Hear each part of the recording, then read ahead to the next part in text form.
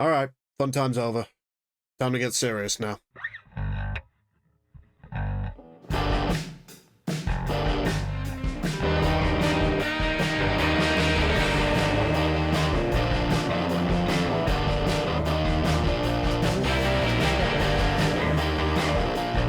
Alright, ladies and gentlemen, welcome back to the channel today. My name is the Crimson Wolf, and welcome back to the Blue Review, for our Premier League game versus Nottingham Forest.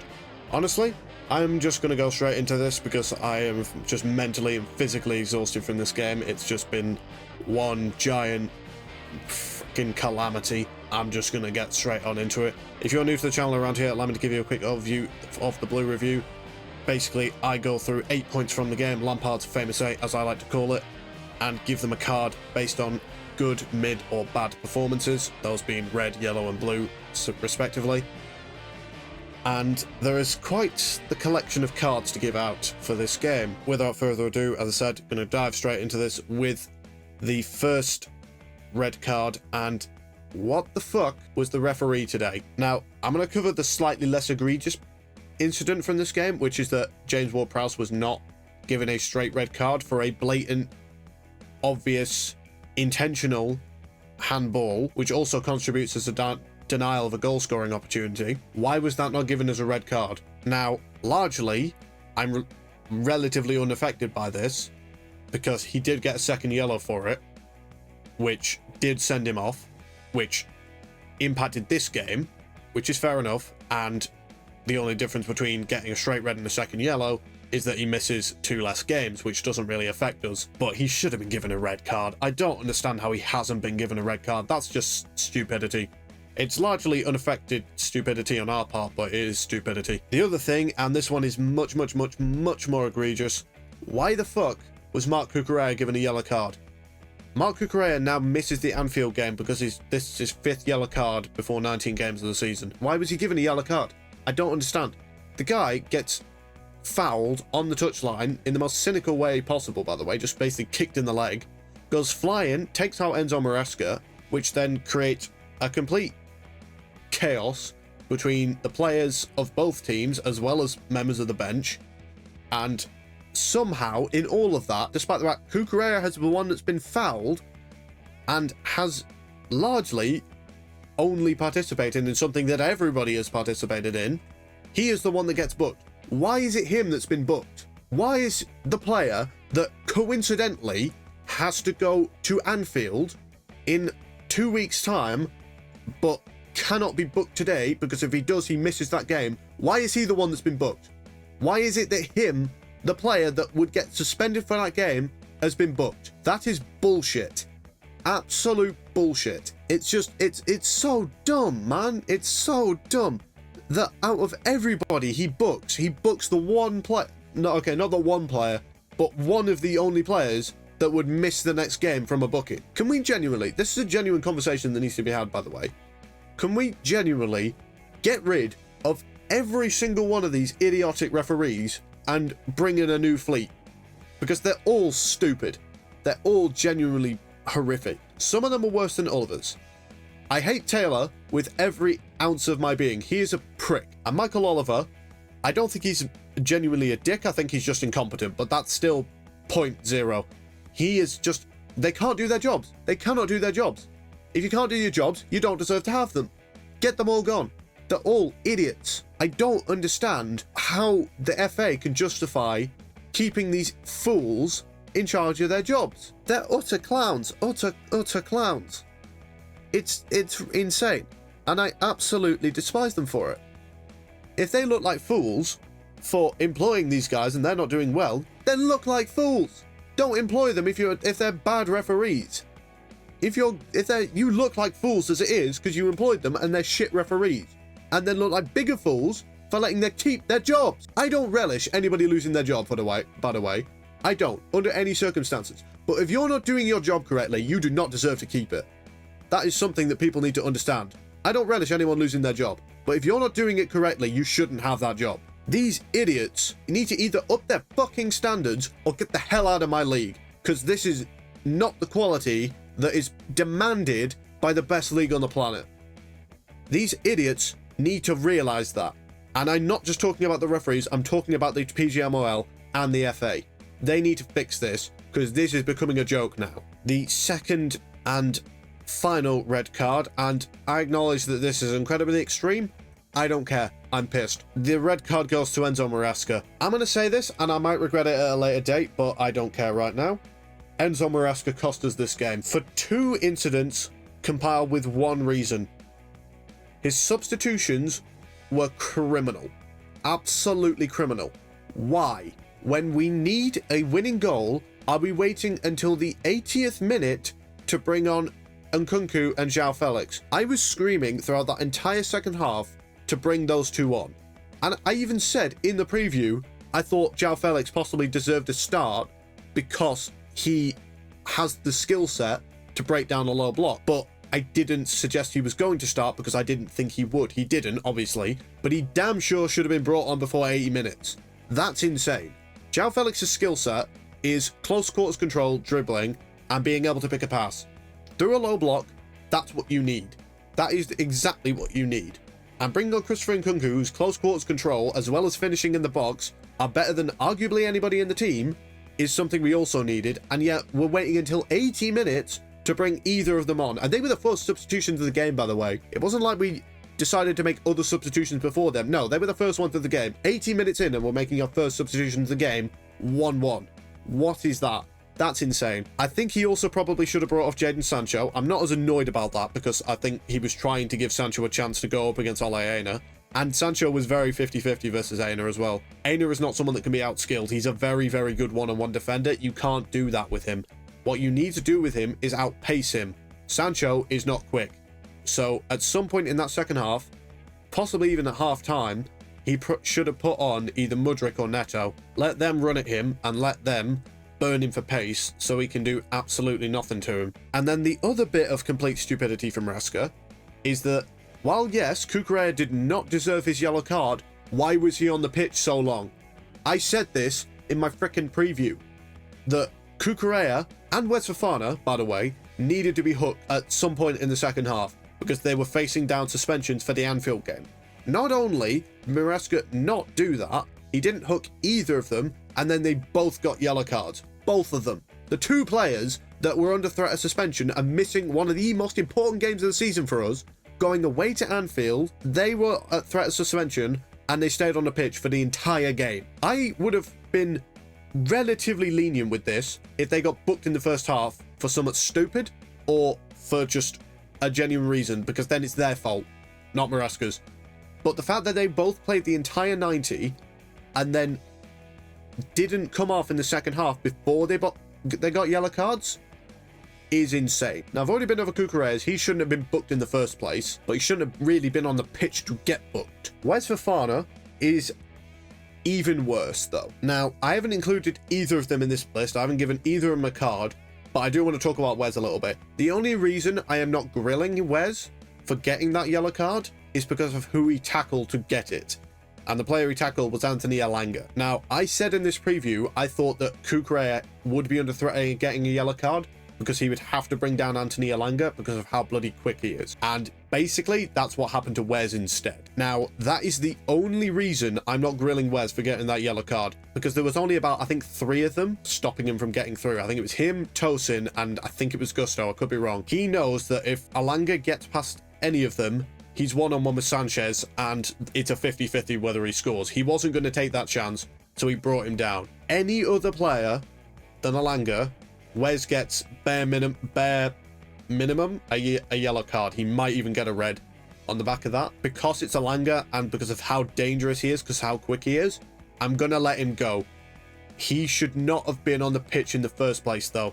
He should not have been the one in that position that had to make that challenge. Tosin came on for Levi in the second half, and Tosin should have come on for Wes at some point, and then we should have had, I think Disasi was on the bench, so probably him, coming on for Colwell when he needed to come off. Maresca really screwed this up. I'm not going to lie, he really screwed this up. Now, I'm not Maresca out in any stretch of the imagination. Don't ever say I am. Unless I expressly say I am. I'm not, but this was bad. This was bad for Maresca, and we've been saying for quite a while now how We like how proactive he is with the substitutions. The Bournemouth game, perfect example of that, when he brought on Jadon Sancho after the first half, when he brought on Tosin and Felix 60 minutes in, and then eventually on Nkunku. But it's such a reckless move when you're searching for a winning goal to only start making substitutions at the 80th minute. Regardless, when you're looking for a goal to win the game, you don't do it in the 80th minute. Hopefully he learns from this, because if we start making the same mistakes, then we're going the same path as Pochettino. We cannot have that. It's going to get us in the same problems. If it's not working, you need to change it. It wasn't working. We needed to change things, but he didn't do it soon enough, and then the game got too far along for us to do anything. Right. Rant and red card of the section over. Moving into the yellow cards. First one, Noni Madueke. Quick acknowledgement, yes, Noni Madueke scored the goal, which got us the draw. Noni Madueke is the reason we drew this game. However, I mean that in both a good and a bad sense. Because Madueke, once again, had those moments where he should be passing the ball. Instead, he's taking a shot, which he needs to get out of his system. I understand that's Madueke's strong suit. He's an inverted winger that is his main objective is to cut in on his left foot and score. I get it, but that's not what this system needs. This system does not need inverted wingers. The system needs wingers that are willing to cross the goddamn ball. And Madueke is either incompetent or inconfident enough in his right foot to be able to cross the ball. Stupidly, he shouldn't be either, because we've seen him use his right foot to score goals. So he should be more than capable of putting in a right-footed cross. So I don't understand what's up with Madueke. Maybe he's just feeling the pressure breathing down his neck and he's trying to prove himself and trying to get his spot in the team. Regardless, he needs to get it out of his system, because if he keeps going like this and keeps making these stupid decisions, he's going to lose his spot to Pedro Neto pretty quickly, because Neto came on today and every decision he made was largely the correct one. So if Noni's not careful, he's going to lose his spot. Second yellow card does go to Enzo Fernandez. This was not a good game from Enzo, to be honest. I'm going to let him off because I don't particularly believe that this was necessarily a game that Enzo was required for. This was a game that probably needed Romeo Lavia. Forest are a very, very dangerous team on the counter, and we needed someone like Romeo Lavia to provide a bit more defensive stability. Now, yes, I did include Enzo in my predicted lineup, but keyword there, predicted. This was the lineup I thought we would see, not the lineup I would necessarily have chosen. I think Lavia was probably the smarter inclusion alongside Caicedo to put a bit more solidity in that midfield. And at the very least, I think Enzo probably should have been taken off sooner than he was for Romeo Lavia. Lavia didn't even see the pitch today, which is a bit disappointing, but we needed a bit more defensive stability in that midfield, and Enzo wasn't giving us that today. And also, what the fuck were those corners?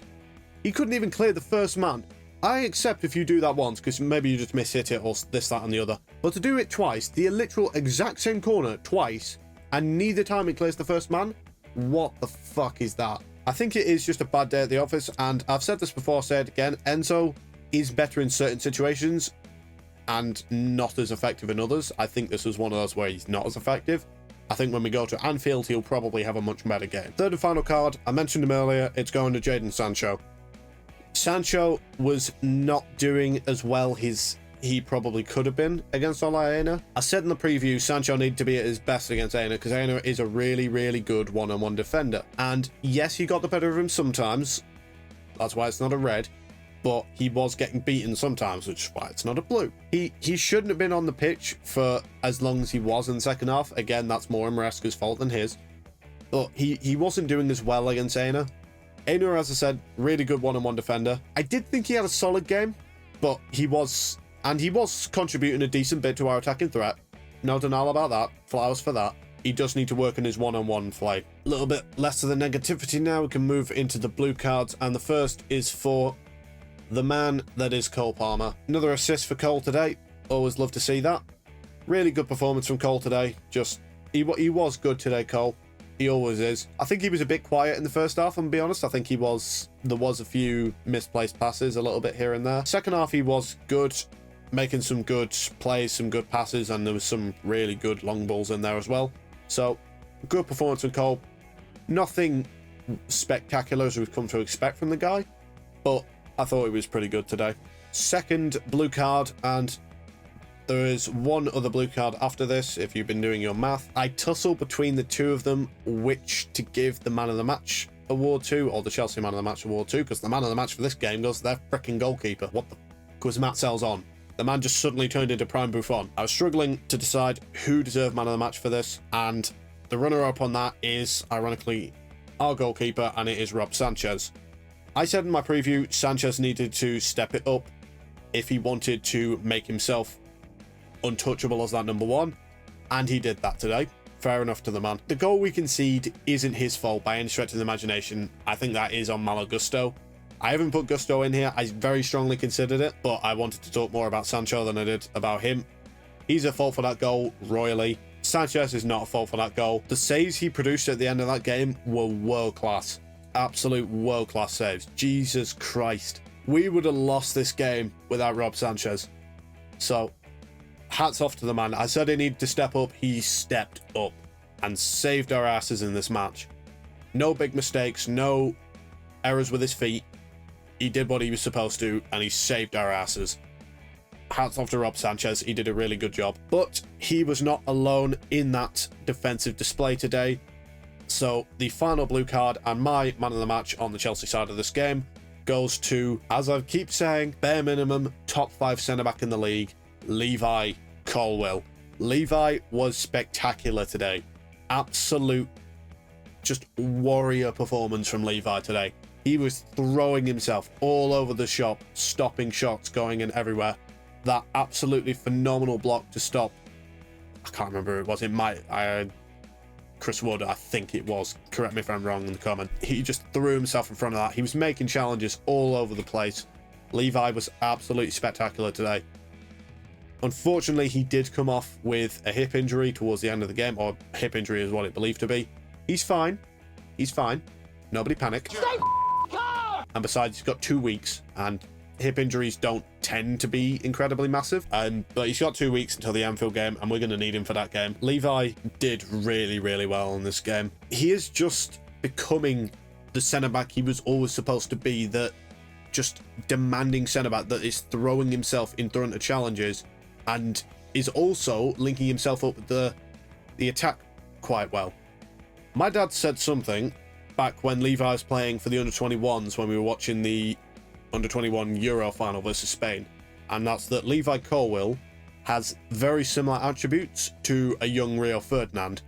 And honestly, I can kind of see it. Levi is just so good, so underrated by pretty much everybody. Like, he is one of the best centre-backs in the Premier League, and people that are not Chelsea fans need to start giving him his credit, because he is absolutely brilliant. That's one thing that has offended me massively when I hear people talking about who's going to be starting for the Euro squads, or who's going to be in the starting for the World Cup in 2026. And they always mention Jared Branthwaite. And I'm stood there just like, why? Why Branthwaite? Branthwaite's a good player. I'm not going to deny that. He is a very good player, Branthwaite. I have no personal problems with him.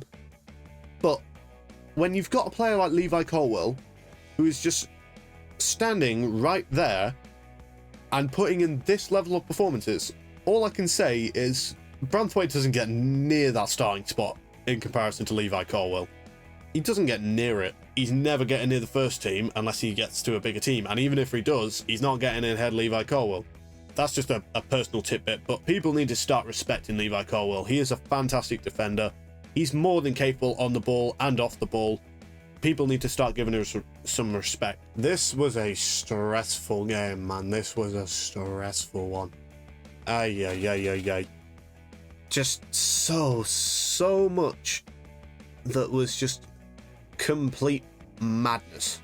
Complete and utter madness. That end freaking, like, I don't know, 20 minutes of the game, like, I'm just, like, heart nearly jumping out my freaking chest, because I'm just on the edge of my seat. Are we going to score a last minute winner? Are we going to concede a last minute winner? What is going on? Forest played really well today. I'm not even going to deny it. I'm not going to say we were bad and they would just capitalize on that. They were really good today. I can see why they've given so many teams, including the likes of Liverpool, really tough times in the league. They're very defensively solid, and I said that going into the game, to be fair. I said their defensive line is really good. The Oleana, Milenkovic, Murillo, and Alex Moreno are all very good players. So we did always need to be very aware of how good they are, and they showed it today. They showed how very, very good they are. I'm not going to complain too much. I don't think the performance necessarily was bad. I think some of the decisions were, from players and manager. I'm not happy, necessarily, but I'm not going to say it was bad.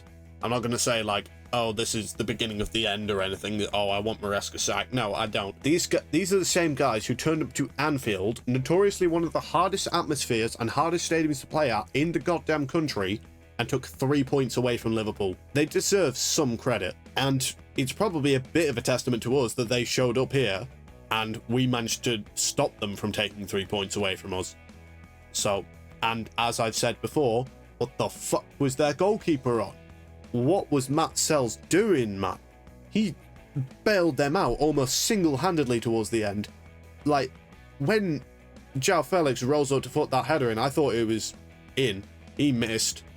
But then when Mudryk puts that, honestly, pin-perfect cross in for Christopher Nkunku to header, and Sells saves it, it's insane. And then he also blocked 2 consecutive shots from Cole Palmer. Hats off to Forest. They did really, really well today.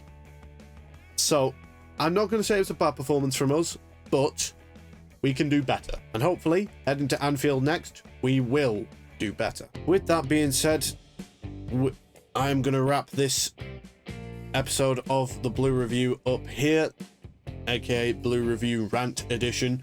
That's basically what this was. So, thank you all very much for watching. I hope you all very much enjoyed. Please give me your thoughts in the comments down below, as well as suggestions for what the hell we are supposed to do versus Liverpool with 2 players suspended. But with that being said, my name is the Crimson Wolf. I am the reddest Chelsea fan on the internet, and you have all been amazing, so I will see you in the next video. Good luck with it.